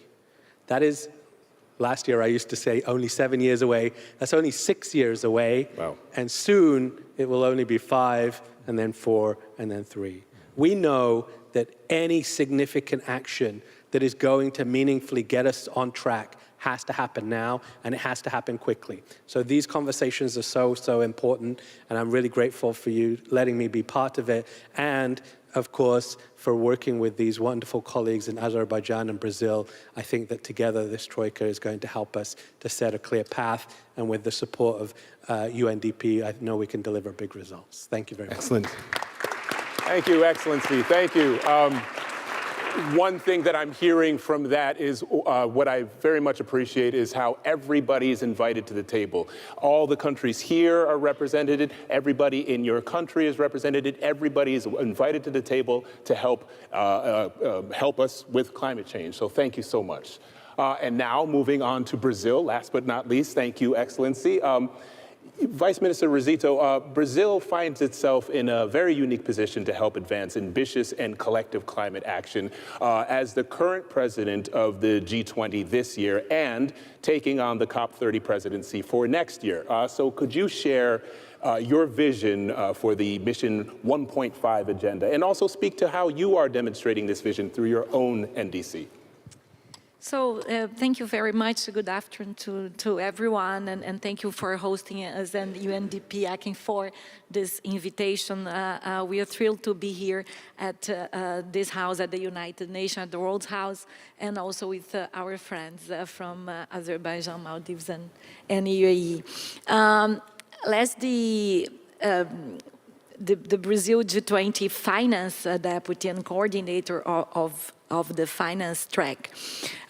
We are building together with the Sherpa track of the G20 very special momentum and very concrete initiatives to help give a boost to the 1.5 degrees plan and our commitments, our SDG commitments and the Paris Agreement goals. First, let me say that we believe that for the G20, which is G20 countries, which are together responsible for 80% of GDP, global GDP, but also 80% of global emissions, as was mentioned here, we think it is not only crucial, but actually mandatory that, this group comes with a very strong call to help current efforts. So we have launched a task force to combat climate change.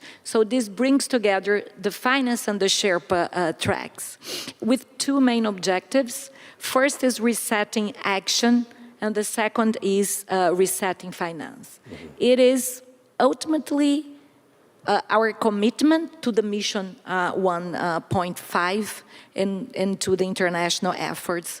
On resetting action, we are working to highlight the importance of national strategy plans, development and investment plans to support ambitious NDCs that we are building, each country is building, and that will be announced in COP30 in Belém. So, and the instruments that bring together these NDCs and implementation, and their implementation according to the national development strategies are country platforms that are owned and built by countries, and where domestic and international resources connect. We have seen some different experiences with country partners, like, for example, JETPs. UNDP itself has given a very strong contribution with the integrated national finance frameworks to shed light on this. So ultimately, what we're saying in resetting action is let's build ambitious NDCs that are linked to our national development strategies and investment plans. We are there, of course, not duplicating the UNFCCC process. We are trying to give our share of responsibility and boost to help the momentum this year for Azerbaijan in finance and for next year.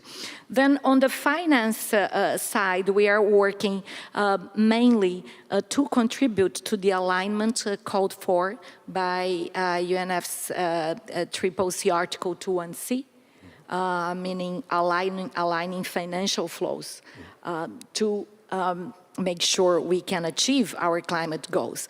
And we are doing this in a three-pronged way. So we are working with members on regulations that will make it easier to align flows, on policies and country policies that would also contribute to that with different incentives, and also on a great-scale cooperation, not only with multilateral development banks, but also national development banks, asset managers, credit rating agencies, and the private sector to help us unlock all the potential. So we are committed to ensure that not only we have further concessional resources and public resources that respond to our historical responsibility and capacities, but also that we need to design blended finance instruments that will help strike the right balance between public and private funds where needed. So underpinning this resetting is the negotiation of G20 high-level principles for a just transition, and also an independent review of the climate vertical funds, looking into increasing and turning access to these funds faster. So a great importance for us to unlock our climate finance. Just we are doing that also, let me ensure, while respecting mandates of different groups and institutions, but really having the contribution of Brazil and G20 for that. Let me conclude by saying that a few words how we are tackling the issue nationally. So we have established an interministerial committee. It's a whole of government committee to build our NDC and our new NDC. We are working on 15 adaptation plans and 8 mitigation plans. At the Ministry of Finance, we have also launched an ecological transformation plan with over 100 measures lined up, and some of them, already adopted or under now development, include the sustainable taxonomy, carbon markets, foreign exchange risk mitigation mechanisms to allow for long-term investment, and we are doing this together with the Inter-American Development Bank and the World Bank. In a nutshell, we are trying to align our also investments nationally to the 1.5 mission. And in parallel, we are also working to curb deforestation, which in the Amazon region has fallen over 60% last year compared to the previous years. So we are very proud to align our domestic efforts to the international commitments, and you can be sure that a G20 presidency we will give our strongest support to an outcome that will be in line with Mission 1.5, working together with Azerbaijan, UAE, and all our members. Thank you. Thank you, thank you. Putting their money where their mouths are. I think that's what Brazil is doing, and I very much appreciate the words that you have spoken today. So thank you. Please, a round of applause for everybody coming up on this stage today. Thank you so much, everyone. Thank you so much. Thank you, thank you, thank you. All right. Thank you, sir. Thank you. All right. Excellency, thank you. All right. Thank you very much. See, we're all friends up here. Look at this. This is incredible. Thank you. Thank you, sir. So before we dive into our next segment, let's check in for a quick weather break. I'm Kaylee with the very special weather report. From up there to down here, everything is crazy. If we don't listen to scientists, things are going to be even crazier when I grow up. Let's look at the forecast for 2050. Heat waves will affect 94% of children, making playing outside a thing of the past. Extreme droughts will wipe out wheat crops, killing the one food my brother eats, bread. Disasters will cost taxpayers almost $6 trillion. My parents hate taxes. Of course, all of this is caused by a blanket of heat-trapping pollution in the atmosphere that we could just, not put up there. But don't worry, there's still a chance of clear skies. Right now, clean energy systems are moving in from the east to the west, creating tons of cool jobs. And solar prices have dropped lower than oil and gas. Going to the satellite, it looks like a high-pressure system of grown-ups could still move in and protect kids from an avalanche of really bad stuff. Some gusty political winds ahead, but they're no match for the power of Hurricane Felicia. That's my mom. We'll keep you posted as we track if adults stop wasting time and fix this totally solvable problem. Because it's not just a weather report to us, it's our future.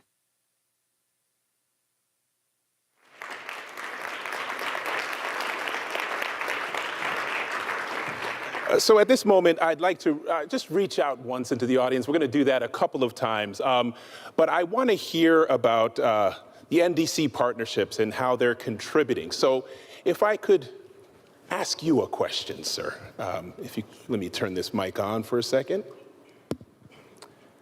Could you introduce who you are and let me know who you are, please? My name is Thomas Anker Christensen. I'm the climate envoy of Denmark. Oh, wow.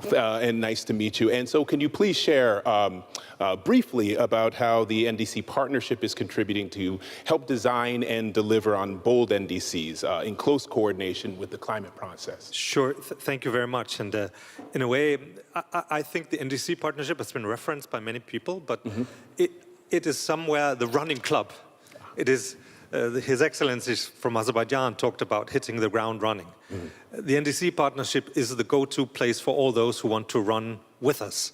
And it's a collaborative platform that includes UNDP with the Climate Promise as the coordinator of the UN family, but it also has the World Bank representing the multilateral development banks. It has other agencies. FAO currently represents other UN members, the Asian Development Bank.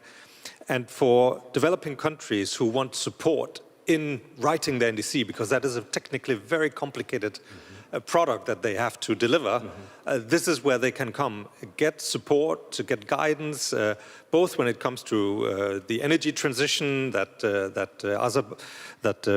UAE delivered the inventory for at COP28, but also when it comes to adaptation and development that the Brazilian Vice Minister talked about.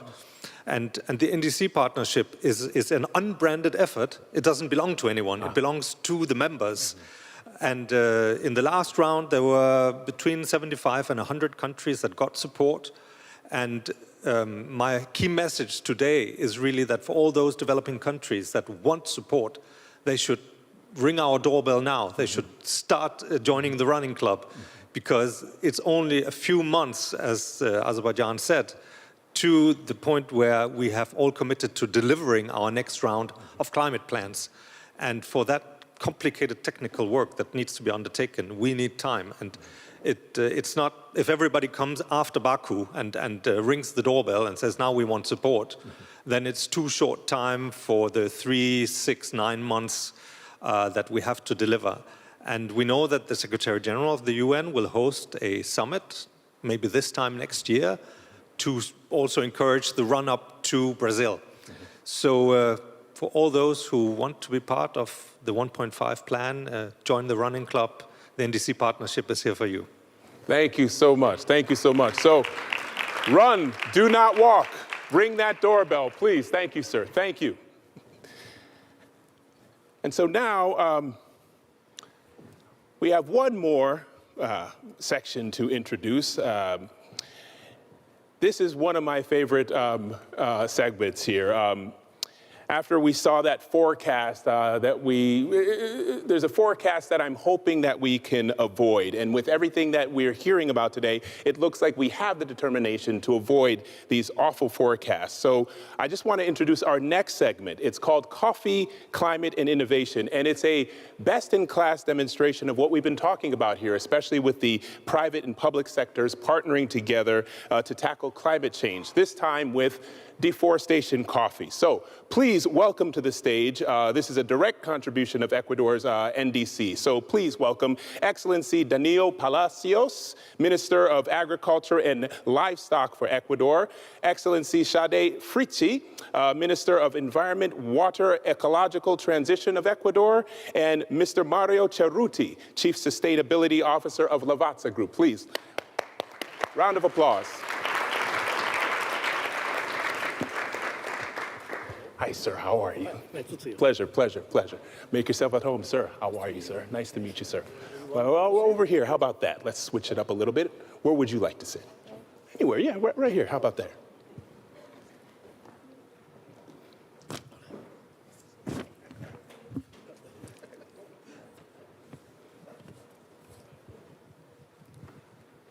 Welcome, welcome. How about right here? And here's a mic for you. Over here. Yeah. Oh, how about right here? How about right there? Yeah. Give everybody some room, and here's a mic for you. So over the past number of years, the governments and the farmers of Ecuador have been working together with international businesses like Lavazza with the support of UNDP to align coffee production with the Paris Agreement. So thank you very much for that. Let's start with you, Mr. Cerruti. Can you explain the results of this partnership with Lavazza in Ecuador and UNDP to support sustainable coffee production? Yes, thank you very much for the question. Well, I think we had actually quite a bunch of important and positive results. Well, one first of all, it's really the importance and the strength of the partnership. Here we had a group of private, public institutions, sovereign national institutions that all worked together to deliver what we wanted to do. And I think it's important because everybody contributed to the best of what they can do. So for example, in our case, we know coffee, so we were participating in some quality aspect of the coffee, the commercial setup, and we participated also in some training with a program we have that's called Cup of Learning. So that is, I think, one of the first and most important achievement. But there were many, many others. For example, we learned what is missing. So also in terms of future actions, we got a lot of important hint. For example, in the need to recuperate productivity of coffee production, to recuperate and to lower the CO2 impacts and some of this stuff. I think we also altogether, we proved that there is a possibility to have deforestation-free coffee. It's not easy, it's not immediate, but can be done. And so that was some of the, well, just probably the most important feedback we got. And then there is another one, but it's still a secret, so I like to invite everybody the 30th of September in Torino, Italy, where we have our headquarters. We will discover the surprise that we are preparing together, of course, with the state of Ecuador. Thank you. Thank you, Excellency. Thank you, sir. And now, wonderful applause. Yes. Thank you. So moving on to you, Excellency Minister Palacios. Ecuador has enacted ambitious and innovative agricultural policies to its climate agenda. It's demonstrating its commitment to achieve the Paris Agreement goals. So could you please elaborate on how you've achieved this and how these policies are followed through, sir? Okay. First, it's a privilege to be here and to talk about this important aim to the world. I think the first or the main point that we can go this is to take the decision. I think that we have to believe in our power. First, we identify our problems. And after we got the compromise of all the authorities, we started this in 2009, where we decided to start this challenge to reduce the degradation and the deforestation too. So after that, we started with UNDP and a company like Lavazza, important company. In 2012, we decided to create politicals to care the environment. So I think this point was the main point that we can to start and go today can offer coffee without deforestation together with this important company. The main point too, I think, is the action of our indigenous people. I think that we want to learn too much about this ancestral production. We think that without them, we cannot get this important goal. Today we are working and create new goals. We are working, we have a challenge to increase the hectares, the production with the free deforestation. It's important work together with institutions like UNDP, private companies, and the government and the producers. I think it's the unique form how we can get this big challenge. Thank you. Thank you, Excellency. Thank you. And Mr. Fritzi, am I saying your name right? I'm sorry. Yes, you are. Okay, good. So can you tell us a little bit more about Ecuador's progress and plans for ambitious and inclusive climate action? Sure. First of all, I'm 26 years old. Wow. I'm here on behalf of the President of Ecuador and also on behalf of the young professional women in leadership positions. As the authority of the Ministry of Environment, Water and Ecological Transition, I am firmly committed to agilize and make an efficient and fundamental pillar in sustainable development of the country, as well as to transform conservation in a vehicle of social development, to know that taking care of the planet, it's not only good for the planet, but also has its benefits for society and economical growth. So also emphasize that our country is among the 17 most mega diverse countries in the world, and that in the Galapagos Islands, where I'm also from, it has 40% of the marine biodiversity of the world. So furthermore, for that and many other reasons, it is important to also include the social aspect in conservation. For that, we launched the Gender Plan and Climate Action in Ecuador, where we are happy to be the second country in South America to have issued the gender implementation, and also to continue showing our commitment to reducing gender gaps. Additionally, adding to what Minister Palacio said, we also highlight our collaboration with indigenous communities, resulting in conservation of more than 700,000 hectares, establishing of the Antisuyo Huarquimuna Women's School that has empowered more than 166 women through continuous training, and also through the RED Plus, that being a national policy that has successfully mobilized financing from international cooperation, securing approximately 130 million for initiatives such as Pro Amazonia, the REM program, and the Payment for Results projects, milestones that have achieved more than 600,000 benefit individuals, and also developed 45 planning instruments, transitioning to more than 83 hectares to sustainable production, involving to more than 15,000 beneficiaries again, and engaging to 26 organizations. And going back to the question, through the Ministry of Environment and its leadership in deforestation prevention, it has led to the construction of private-public partnerships between Lavazza and small farms to commercialize forest-free coffee, and to continue working with indigenous communities and communities all over Ecuador. For this, Ecuador has been a pioneer in conservation, protecting its natural resources. However, it needs the support from the private sector and really everyone, and especially for what we are trying to achieve for 2025. It is important to call on this now, and as it said, as everyone's talking, being preventive rather than perhaps trying to solve something that it might be too late.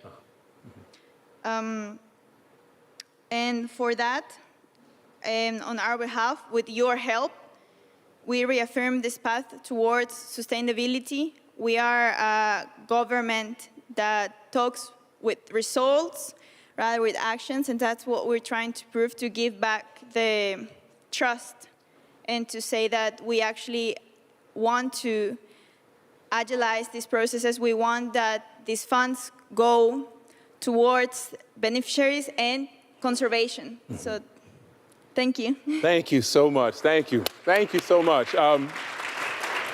What I appreciate about this is that there's a combination of things happening here. There's a response from people, from the youth, which is, I'm impressed with how old you are and how confident you are to come out here, because I know that I'm not confident. But thank you very much. It's an impressive combination of showing how the private sector and the public sector can combine together and to achieve these NDCs. These NDCs are all so bold and so collaborative, and they can open up new opportunities for jobs, economies, everything that you've mentioned. So I really appreciate it. So let's raise a mug for all of your contributions. Thank you very much, everyone. Thank you. Thank you. Thank you.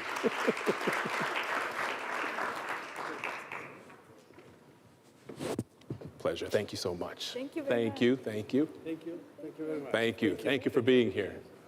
Thank you. Thank you. Thank you.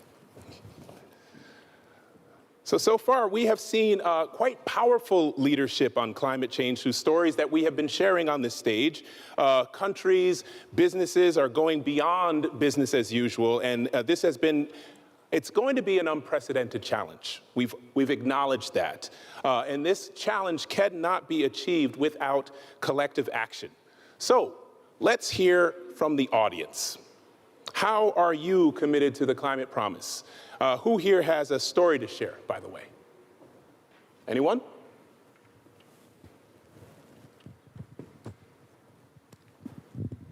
I'm going to go through the audience. Let's see. How about you? Do you have a story to share? Of course. Thank you so much. Yes. My Please name is introduce- yes. My name is Chandra Tripura. I'm the Youth Executive Council member of Asia Indigenous Peoples Pact. Nice to meet you. Very nice to meet you. I'm a social entrepreneur and cultural activist. Currently, I am leading a homecoming movement, a youth-led homecoming movement. We call it Back to the Roots, which is gradually growing in 4 Asian countries: Indonesia, Malaysia, Philippines, and Bangladesh. And one of our objectives is to contribute to the global climate justice action. Very nice, very nice. Thank you so much. And so can you share a little bit more about how you're committed to the ambitious action? Yes, definitely. Yeah. So we Indigenous youths, as we always endeavor to continue the legacy of our ancestors' contribution towards protecting our Mother Nature and, of course, our Indigenous people's existence and our rights, for ensuring a safe, peaceful, and sustainable future, not just for us, Indigenous peoples, of course, for all the human beings around the world. And we are committed to the global ambitious climate action through our youth-led homecoming movement, Back to the Roots. That actually includes the initiatives to bring our Indigenous youths back to their communities, because Indigenous youths are now forced to leave their community due to climate change impacts and other different challenges. So along with these objectives, we are dedicated to community organizing and raising awareness about climate change impacts in our Indigenous communities, and amplifying the efforts for climate mitigation and adaptation through revitalization of our Indigenous self-governance system, revitalization of Indigenous knowledge, culture, our norms and values, and above everything, our Indigenous way of living, our Indigenous way of life. That has no single contribution to the climate crisis that we are facing today. Moreover, we are dedicated through introducing nature-friendly, Indigenous-led social entrepreneurship, especially engaging the youth and women at the grassroots level, and connecting them to the larger mainstream market that undoubtedly complement the NDC and the overall ambitious climate, the global climate action. You know, to make this whole dream, the global plan, the climate promise that we are talking about today, to make this happen, you know, all we need is an inclusive process from national to global levels through sharing co-responsibility and collective efforts that ensure an accountable and transparent process where leaders from Indigenous peoples, youth, women, and other marginalized groups are included, valued, respected, and recognized as the center of planning, decision-making, and implementation processes. So it is high time the global leaders and respective states recognize Indigenous peoples' existence, our continuous contributions, and take actions for protecting, embracing, and promoting our knowledge, our wisdom, and our Indigenous worldviews. So if the Indigenous peoples, particularly the youth and women leaders, are given the opportunity to be a key partner, significant actor, key beneficiary of nationally determined contributions as well as global actions, we assure you that we can contribute much more, not just in achieving the climate promise, but navigating all other global challenges that we face today and our next generations are likely to face in future. So the world must acknowledge and realize the fact that without Indigenous peoples existing, our knowledge and contribution, the climate promise, the dream promise will remain meaningless. I'm sorry to say this, will remain meaningless and only in dream. And without young people's strength, innovative solution, and active engagement, powerful engagement, the plan and the all past few years, you know, investment efforts would be like worthless and impossible to achieve. So the time is now, my dear brothers and sisters. Time is now to act wisely and smartly to genuinely make the plan happen and turn the only planet, our only planet, livable for both the present and future generations. Thank you. Thank you so much. Thank you. Round of applause. Round of applause.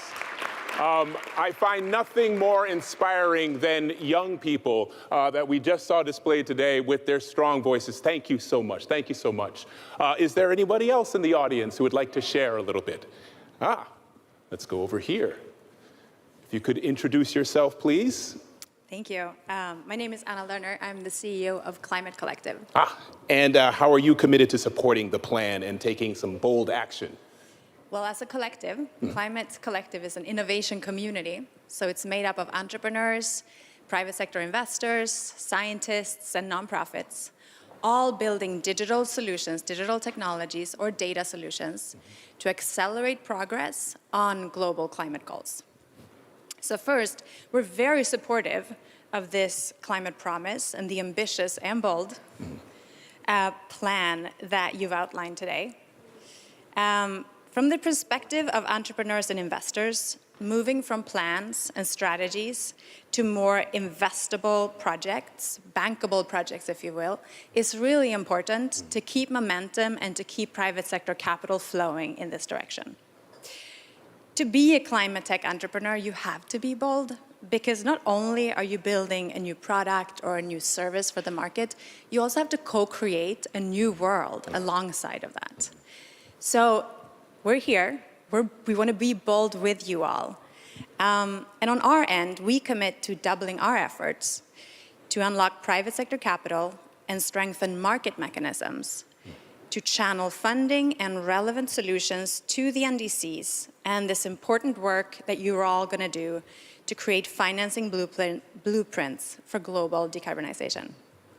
We think this will unlock impact, scale, and accountability, but I'm kind of a fan of these new three words you used today, ambition, inclusion, and acceleration. So maybe I'll revert to those for the future. To round up, I often say that climate change is a time game, a game that we are losing. But I must say that being here today, listening to all of you, I'm reminded that nothing is really impossible if we actually work together. And if we all put our energies towards this one plan, I think we can make it. So count us in, we're here. What do we do next? Wow. Thank you so much. Thank you, thank you, thank you, thank you. Nothing like hearing these bold voices, these innovative voices, these creative voices. I am charged. I hope that you are too, because now we've heard from governments taking action, businesses, strong, youthful voices, indigenous peoples, and the entire UN system. They're all leading the way here and showing what is possible. So I want to take a moment now to recognize the partners that have shown their commitment through their direct support. First, I am pleased to welcome Excellency Antje Lindertse, Permanent Representative of Germany to the United Nations.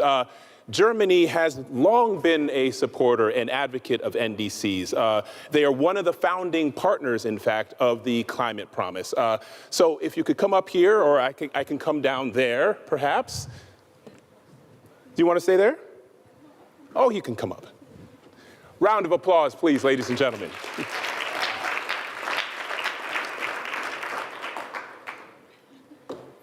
Yes. I would never miss the opportunity to walk through this class here.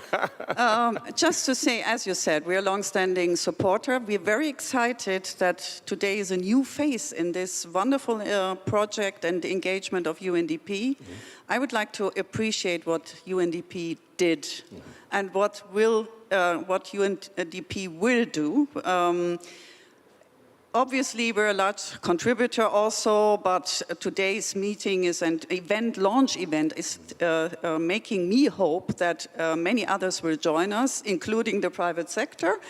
And we have a climate emergency. We saw it today. But be aware of the fact we are not alone and we have a plan. And the plan is the below 1.5 degrees by 2025 plan. And we should all be part of the promise that was launched today. Thank you very much for this wonderful event. And thank you for leading us and steering us through it. Thank you, Art. Thank you so much. Thank you. Round of applause, ladies and gentlemen. And so now, leading on, I'd like to recognize all of the donors without which this work would not be possible. So please, if all the donors for the climate promise could please stand up in the audience so we can give you a round of applause. Thank you very much, everyone. Belgium, European Union, Germany, Japan, Iceland, Italy, Latvia, Norway, Portugal, Sweden, Spain, the Netherlands, and the United Kingdom. Please stand up, please. Round of applause, round of applause. Just a huge, huge thank you for everything that you've done and everything that hopefully you will continue to do, because we need more money. We need more resources, so please keep it up. As you can see, that the UN is coming together to scale up support for NDCs through the UNDP's Climate Promise. So join us in taking action, because the next 2 years, as we keep hearing, are critical. We need you. We need all of you. It is an all-hands-on-deck situation.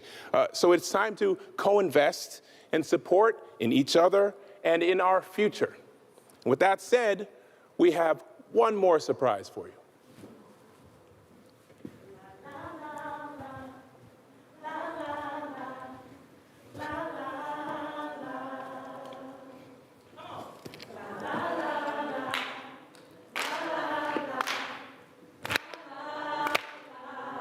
Let's go.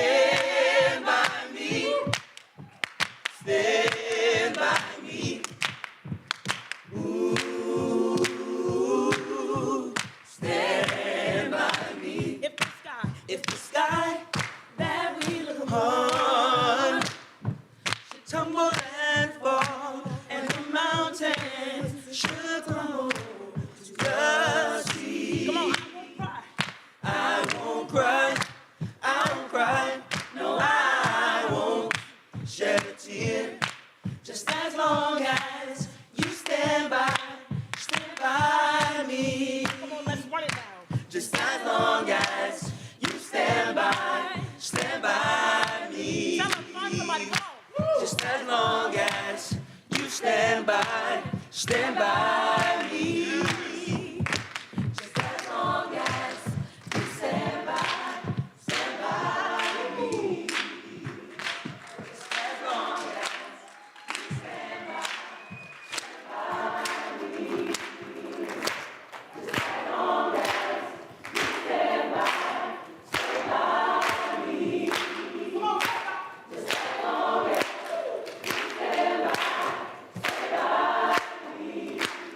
Woo!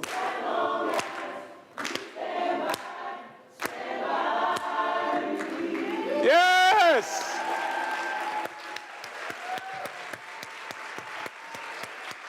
Round of applause. Thank you, thank you, thank you. This has been Below 1.5 by 2025, the plan. My name is Ato Asando, and it has been an entirely incredible opportunity to host for you today. So on behalf of the United Nations Development Program and all of our incredible guests who have shared their insight today and all the nations that are leading the way, we thank you.